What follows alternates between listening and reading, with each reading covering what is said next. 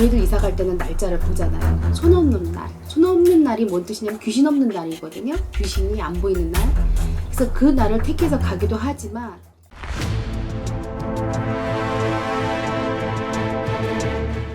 선생님, 네. 2019년에 자신의 집 기준으로 네. 이사를 가면 절대 안 되는 뭐 그런 방위가 있나요? 방위가 있죠.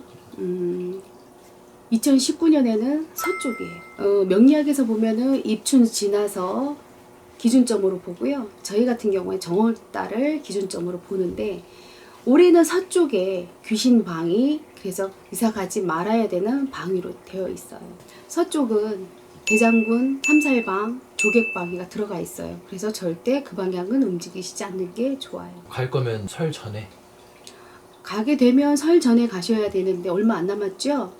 근데 또 북쪽은 조심하셔야 돼요. 설 전에 가신다면. 아, 북쪽은 왜요? 역시 지금? 마찬가지 북쪽에도 대장군 방위가 있어요. 그래서 19년도 들어오시면 서쪽으로 옮겨지는 거고요. 그럼 이사를 갔을 때 네. 잘 되게 뭐 하는 뭐 비법? 비법은 있어요. 좀 안정되게 내가 이사를 갔을 때 지난번에 말씀드렸던 것처럼 터하고의 관계에서도 볼 수 있는 것처럼 이사를 가게 되면 그 터에 제가 들어가서 살려고 하니 이 터를 편안하게 해주세요 라고 보통 고사처럼 제사처럼 조그맣게 지내시는 게 좋고요. 저 같은 경우에는 부적을 내 방위에다가 붙여놓는 경우도 있고요. 그리고 조그만 비법이 있는데 이건 비밀이고요. 그것을 구석구석에다 넣으면 안정이 돼요. 왜 꼭 서쪽으로 가야 되는 경우가 있죠. 그런 이유가 있죠. 뭐 미리 계약을 해놨다든지. 그렇죠. 미리 계약을 해놨다든지. 이럴 때는 분명히 저희들 이사 갈 때는 날짜를 보잖아요. 손 없는 날. 손 없는 날이 뭔 뜻이냐면 귀신 없는 날이거든요. 귀신이 안 보이는 날. 그래서 그 날을 택해서 가기도 하지만 한 군데를 거쳐서 물건을 잠시 옮겨놨다가 그 방향이 비켜서 움직이게끔 그렇게 가는 경우도 덜어 있어요. 아, 예를 들면 뭐 물류보관에다가 그렇죠. 옮겨놓고 네. 서쪽으로. 그렇죠. 방향을 틀게 되는 거죠. 그쪽에서 움직여지는 거니까. 아, 근데 꼭은 아니에요. 어쩔 수 없을 때는 부적을 대신에 부적을 삼살방위 방지 부적이 있고요. 그리고 이제 그 잡기 불침부라는 그 부적을 쓴단 말이에요. 그래서 방해가 되지 않게 이사하는데 방해가 되지 않도록 그렇게 부적을 써서 사용을 하죠. 네, 흔히 뭐 이제 이사할 때 뭐 비가 오면 네. 뭐 부자가 되고 네. 눈이 와도 부자가 되고. 네, 그럼 왜 그러는 거예요? 옛날에 어르신들이 그렇게 말씀을 하셨던 것 같아요. 비는 쏟아붓는 역할, 채워주는 역할도 하고 눈도 마찬가지고요. 그래서 보편적으로 혼례식을 한다거나 이럴 때는 눈비가 오면 부자 된다는 말이 있죠. 이사 후에 이거 하면 부자 된다 뭐 이런 거 있나요? 보통 이사하고 나면 개업식이거나 하면은 왜 팥시루떡을 해서 가족 그 주변 사람들 이렇게 나눠주잖아요. 그것도 괜찮아요. 그런 의미는 우리 집안에 있는 안 좋은 기운들을 밖으로 내모는 역할도 하지만 떡을 같이 나눠 먹음으로 인해서 어떤 화합하는 그런 마음도 있단 말이에요. 요즘에는 떡 오면 잘 안 받게 되잖아요. 떡도 잘 안 하는 경우가 많아요. 근데 이게 옛사람들이 하셨던 걸 보면 그게 다 어떤 지혜였던 것 같아요. 내가 새로운 장소에 처음 왔으니 인사합니다 라고 고개 숙이면서 떡도 나눠주고 안 좋은 기운도 같이 밖으로 내모는 그게 지혜인 것 같아요. 어떠한 상업 자리를 새롭게 오픈할 때는 방향 안 봐도 돼요. 아, 다시 말하면 집은 그냥 있는데 어떠한 새로운 사업장을 오픈을 하려고 할 때 방위를 보나요? 라고 하는 경우가 있어요. 근데 그때는 뭐 삼살방이나 이런 거는 안 봐도 되고 새롭게 시작하는 거기 때문에 좋은 방위를 선택하면 돼요. 그 사람에 따라서. 그래서 굳이 그때는 서쪽을 무시해도 돼요. 근데 예를 들어서 있는 자리에서 움직일 때는 서쪽을 챙겨야 되고 안 되는 자리는 안 가는 거예요. 그러면 사업자의 주소를 옮기는 건 그런 건 어떻게 되는 거예요? 사업자의 주소만이요? 아니면 네, 주소만.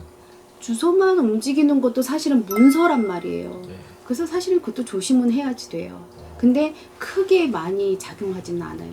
예를 들어서 건축하시는 분이 일은 집에서 하는데 사업장은 멀리 있는 경우가 있어요.